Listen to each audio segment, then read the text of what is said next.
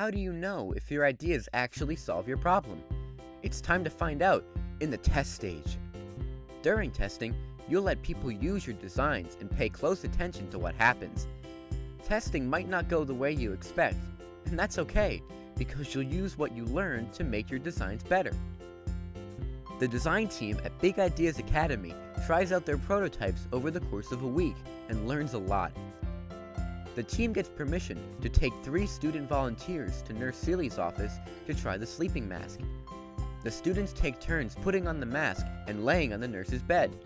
The team notices that the mask fits differently on students of different sizes, so the students have to play around with it a bit to get their ears and eyes covered. One student loves it. She thinks it feels cozy and helps eliminate distractions. Another student says he can still hear what's going on, so he doesn't think it helps block out sound. And the third doesn't like having something over his eyes and said he would not be able to sleep in a mask. The team is surprised by the responses and realizes that what is comfortable for one person might not be comfortable for another. The team sends the sleep diaries home with their classmates on a Friday. Every day they remind the class to fill them out at home, and then they collect the diaries the following Thursday. The team learn a lot about their classmates' sleep habits.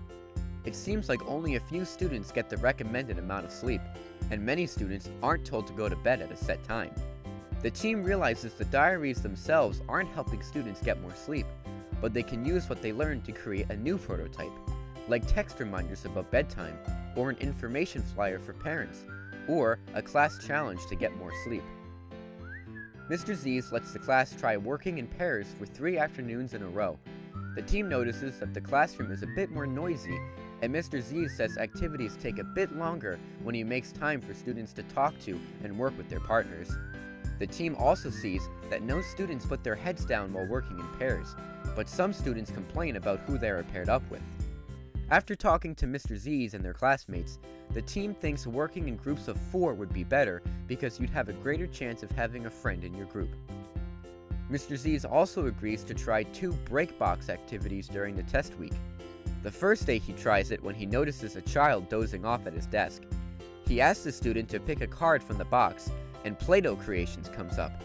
He hands out many jars of Play-Doh and the students make whatever they want for 10 minutes. Then they clean up. The second day they use the break box, a student pulls out the freeze dance card. Mr. Z's turns on some tunes and the class plays for 5 minutes. After trying the activities, Mr. Z says both worked to perk up the students, but the Play-Doh took a lot longer, especially with the time needed to hand out the jars and clean up. He thinks the quick and active games that don't require cleanup make more sense. The students, for their part, say they enjoyed both activities.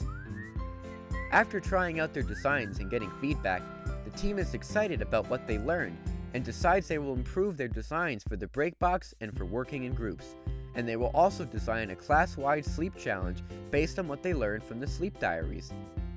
Because the team tested, they learned which parts of their solutions work well and which can be made better.